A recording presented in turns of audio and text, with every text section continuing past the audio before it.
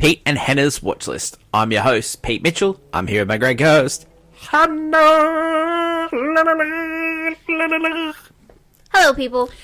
Hannah, we're here today for We Interrupt Regular Programming, our TV podcast.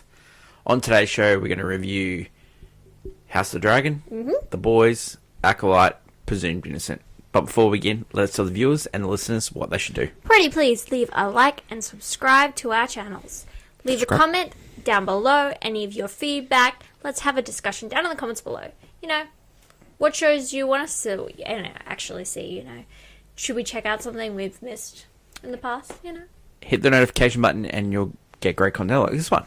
Also, What's Next, our movie podcast, where we've got heaps of movies to review this week.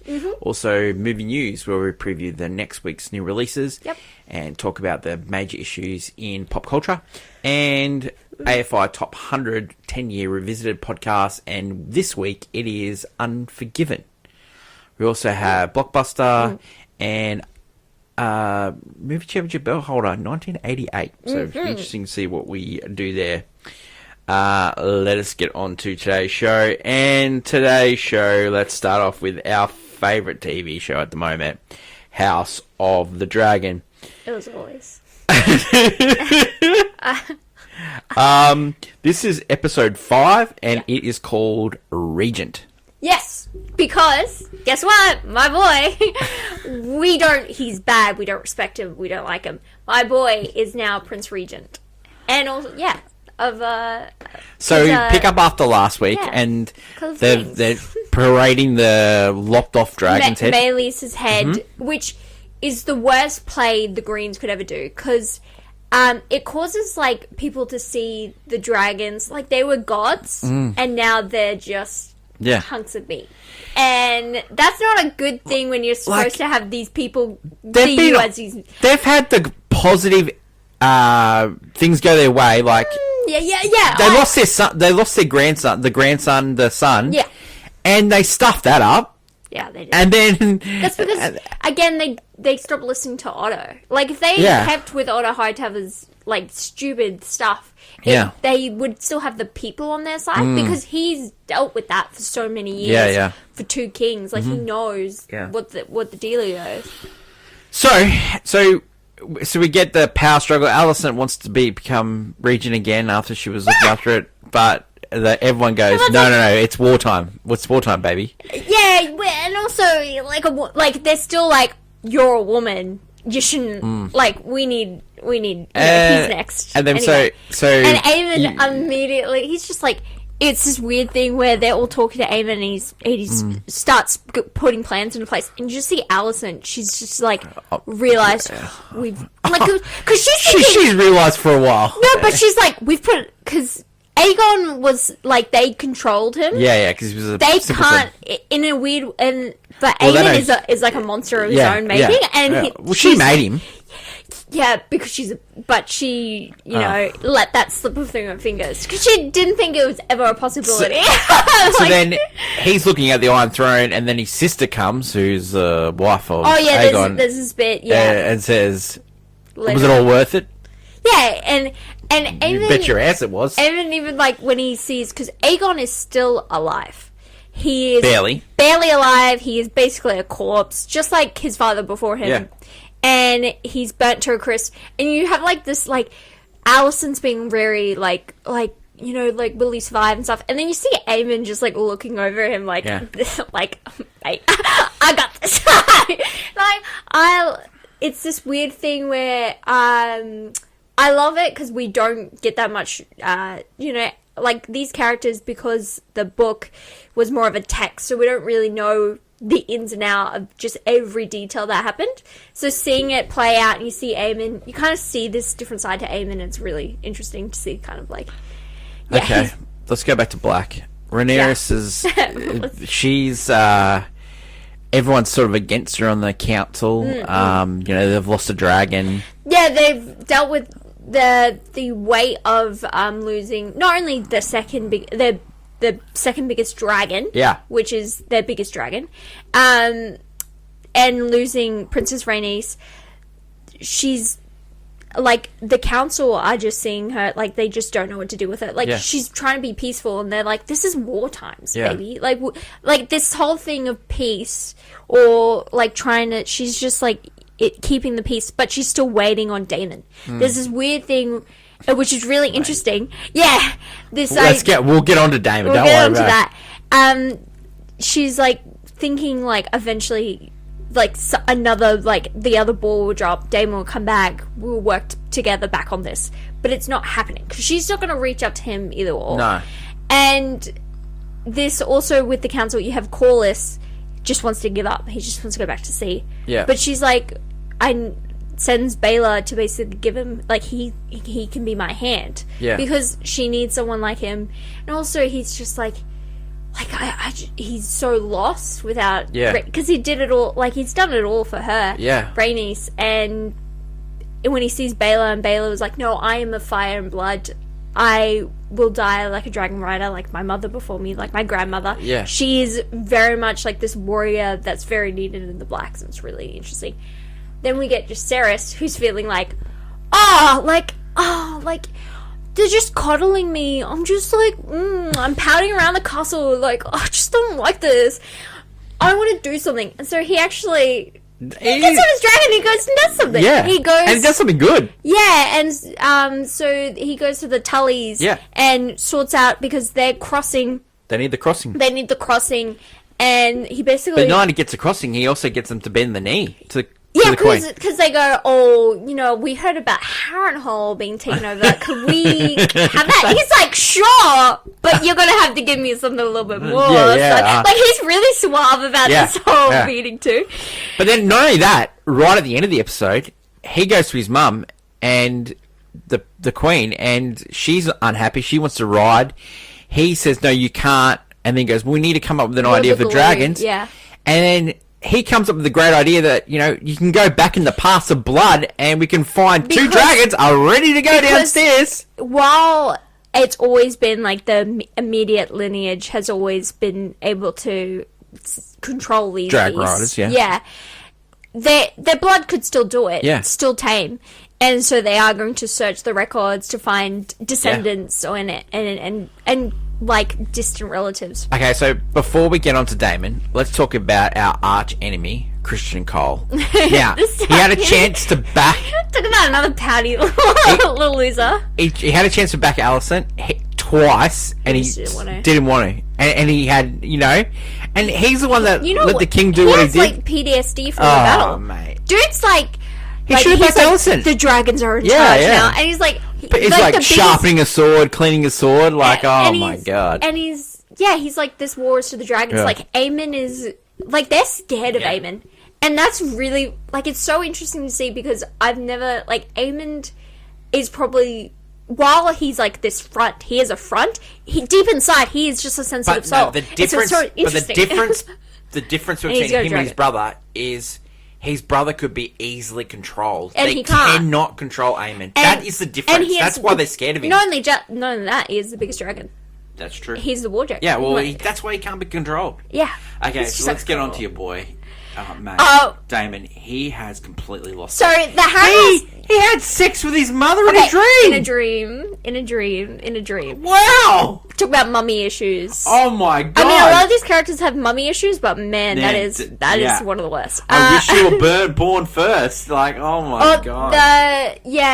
The Harrenhal stuff is, I think this is the final, like, bit of it. Yeah. Because, wow, it's actually gotten, like, dude, war has happened and you're just sitting around a castle. All these people, all these people are trying to convince him to wake up out of his stupor. And he's like, you know, he's having multiple different... He's finally, by the end of his, like, time at Harrenhal, he had the Riverlands, like, he had this, the Brackens and army. And then he lost them because he was like, oh, you know, you should all work together. And then while he was letting that happen, it didn't work out because they fought again. And he just let that slip through his fingers. I think it's great because he's coming to the end of this, and he's going to realize he'll need to go back anyway because there's something he needs from, like, Rhaenyra. I think he's dealt with the weight. He's like, there's a point where he's like, oh, what's my title? King, consort. Yeah. Oh, that last bit we don't need. That's unnecessary, right? He's dealing with the fact that he's going to be the first king consort that's ever been, and he's still not loving that fact. Like it's not that he doesn't. He always wanted the respect, and he never got it. And now it's like, oh, I'm not even going to be respected because I'm not. Don't you think it's strange that Matt Smith is playing this character after the fact he played Prince Philip in which he was in king The consort? Crown? Yeah. Don't you think that's strange? That That's strange. I don't know. He decided to do that. Like he would have known that this is the.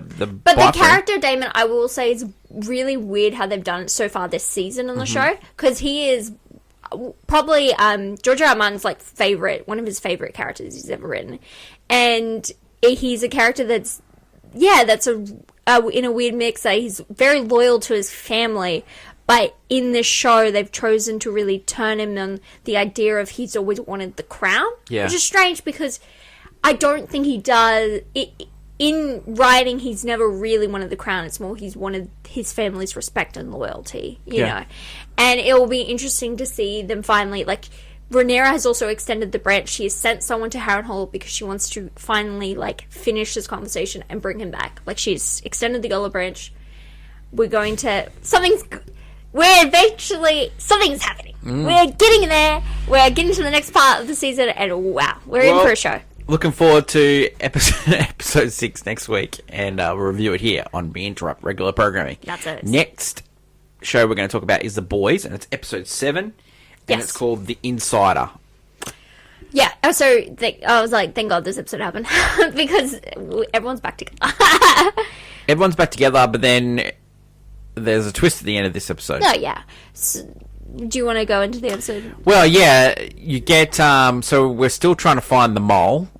They're trying to find the Vought, the Seven are trying to find the mole. Homelander's still trying to find it, and now he's listening to Firecracker. Firecracker is now and goading so up. they interrogate Weber, and they kill that guy again. They kill that guy, and but with Sage, he fires Sage. Yeah, because of what happened in the last episode where she got shot and she was useless. Yeah, and also because she kept a secret. Because it turns out she did know who the leak was. She did know that A-Train was the leak, and she was feeding A-Train misinformation to give to the boys.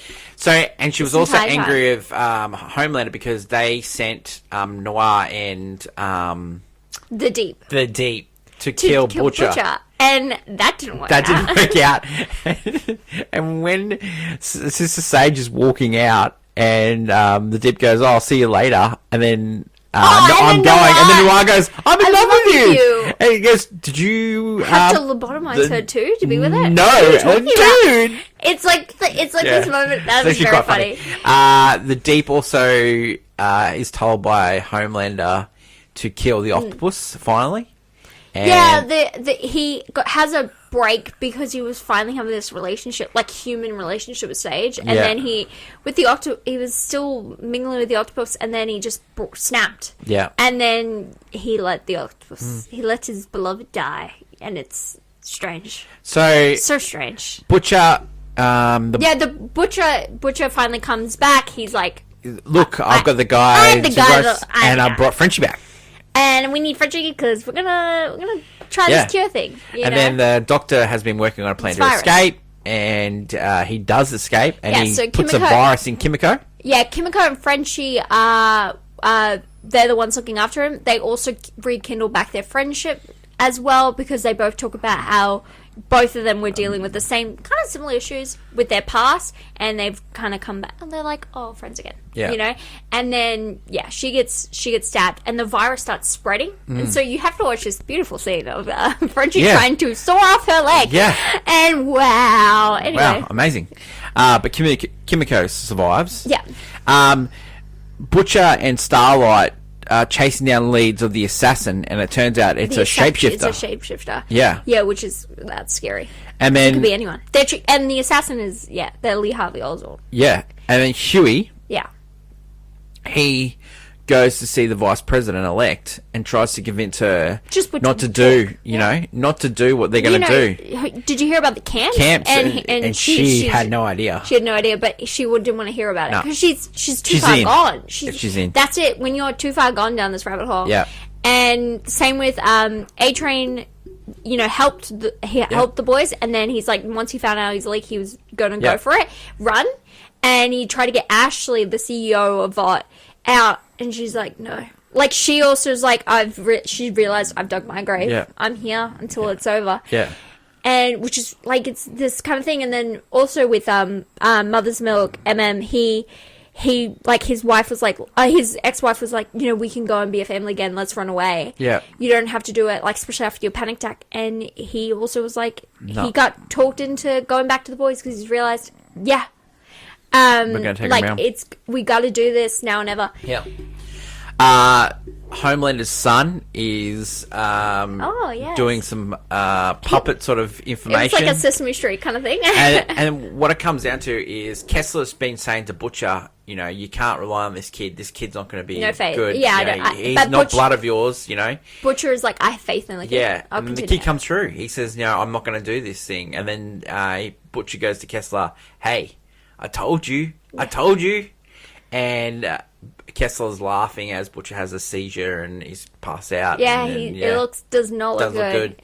And then the episode ends with like Huey and Starlight rekindling with Starlight in an outfit, but then Huey's asleep. Starlight wakes up and it's the shapeshifter. She's got the shapeshifter eyes. And Starlight is trapped somewhere. Yeah. And it does not look good for her. Yeah, and she hasn't got her powers. Yeah, because she's still struggling. Yeah. Yeah, And that's where the episode ends. it's crazy. Yeah. This was It's a really good episode. It's a really good Yeah, episode. I really enjoyed this episode. I needed the boys to come back together, being the boys, and then also when they were like, even with the cards down, they're like, you know what, like, we've dealt with less and got more, so we can do this. Yeah. But they did know the virus will not stop Homelander. But it will get Victoria. Yeah. And they haven't said anything, but that is who they're going for. Yeah, that's who they're going for now. Let's go on to the next show. The next show is Acolyte. Oh, okay. Do you want to talk about this one? Sure. This is I've been sort of like defending the show. I don't know how you could. I have been like, because I was really like the first episode. After the third one, it's not been great. This one's called The Choice. After the second one. You know what? What's the problem with this? This show is 8 episodes, right? Yeah. So we're on next episode's the last episode. Why out of 2 of these 8 episodes are we flashbacking? Flashbacks, Oh my god, and it's the same flashback, just a different POV. Unless the show is built on flashbacks, do not. Yeah. It was ridiculous to have this episode, and it was a strange episode too. Carrie Ann Moss was back in it. Yeah, we got all of them to be in it, but it showed us that Soul is really, like, honestly the bad guy. Yeah. Like, he grew a connection with Osha without even meeting her, and then wanted her as his apprentice. Not only that, they're making out the Jedi is bad. No, they were rewriting the history of, like, May was the one that did it, but it was like they freaking Soul, like, drew the first, like, I mean, like, anything could have happened. They were dealing with witches and they didn't understand it, they were just so unprepared for this fight. They shouldn't have gone into, he shouldn't have kept gunning for the child, and he even gets told, like, I would have let her go with you guys. Like, I just needed you to just wait a minute. Like, it was that kind of thing. And you're like, why? Why have you done this? Like, you had like a really good couple episodes, like going forward after the stupid flashback that we didn't like in the last one, and then you go back flashback, and like it just loses all momentum. It loses also because Soul. I thought Soul was the only character I really kind of liked in the show, and he it's just I don't know why we need to tear down every character that we like being, like, if he's a good guy, you don't have to tear him down to humanity's level. Like, you can still just, like, the thing with Star Wars is that, especially at the moment, we're trying to ground all these characters, and we're losing why we liked Star Wars in the first place, because there was just good guys and bad guys, like, at the end of the day. And then we've evolved to have a little bit, on the side, but yeah, you don't need to take a character that's, I like the guy, and now I'm like, the guy was the reason that they all died and stuff. Like, he's the villain in this story, and the acolyte, whoever this guy is, by the way, because the last episode, if it's not a flashback, if the last episode is not a flashback on who the freaking acolyte, the Sith, whatever his name is, if it's not about him, like, what's the point of this show? Yeah, It's a show that's holding all his cards to his chest, but I just don't care anymore. Yeah, I'm off it too. We've got one more episode to go of that, and we'll catch it next week. I can see where everyone's coming from, but yeah, probably not as vitriolic as it should be, but yeah, it's pretty bad. Last show I want to talk about is Presumed Innocent, Apple TV. It's just being signed for a second season. You're so happy. Oh my god! Apple TV doing a second season. Wow. It's the most popular Apple TV show. Yeah. Yeah. Oh, it's that's huge. cool. Okay, so we're in the courtroom. Yes. Of course. Okay, so we've had opening arguments last week. Witnesses are on the stand. Yep. The son gets on the stand. Yep. Gets grilled by Ray. Yes. Just brilliant. He's a good lawyer. He is really good. But the pivotal moment of the show was they put Rusty's colleague on the stand, and she had the point of view of that she knew that Rusty was acting weird, was savage, but she also knew that the prosecutor was also acting weird, and then she had a HR complaint against him. Oh, okay. And that came out in the court case. Whoa! And so that was sort of the big sort of twisty element. twist, like just the extra, it's cool. So Ray was grilling the son on the stand about, because he was saying that his impression was Rusty killed his mum. Yeah. And so Ray was hammering that fact, and then he has what looks like to be a heart attack.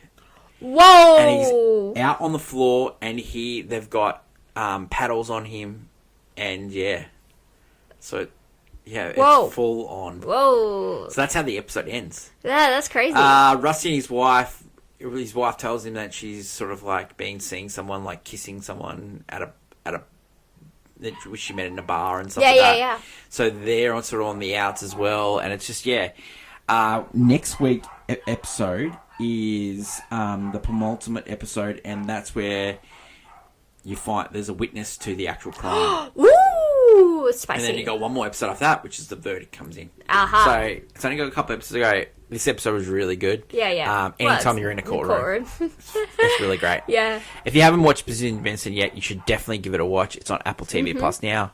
Stars great Jake Gyllenhaal. Love it. That is it for today's show. That is my lovely co-host, Hannah. Thanks, Hannah, for joining me today. Tomorrow is What's Next, the show where we help you figure out what to watch next. Long live television. Until we meet again, it's bye for now. Bye.